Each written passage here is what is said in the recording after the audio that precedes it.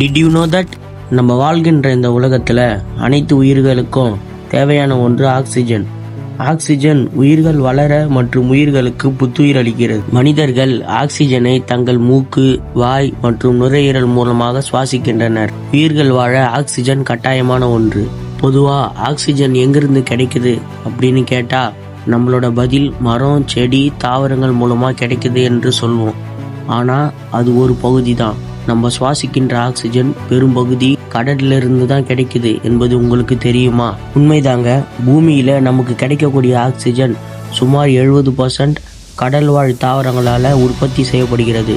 குறிப்பாக பார்த்தீங்கன்னா phyto plankton என்ற கடல் வாழ் தாவரங்கள் மூலயமாக கிடைக்குது. பைட்டோ பிளாங்டன் இது சிறிய வகை தாவரமாக இருக்கலாம், ஆனால் அது பெரும் தாக்கத்தை நம்ம வளிமண்டலத்தில் ஏற்படுத்துகிறது. இந்த சிறிய உயிரினங்கள் ஒளிச்சேர்க்கை மூலமாக ஆக்சிஜனை உருவாக்க சூரிய ஒளி, கார்பன் டை ஆக்சைடு மற்றும் நீர் ஆகியவற்றை பயன்படுத்துகிறது. எனவே அடுத்த முறை நீங்கள் ஆழ்ந்த மூச்சை எடுக்கும் பொழுது புத்துணர்ச்சியூட்டும் ஆக்சிஜனை கொடுக்கும் கடலுக்கு நன்றி சொல்லுங்கள்.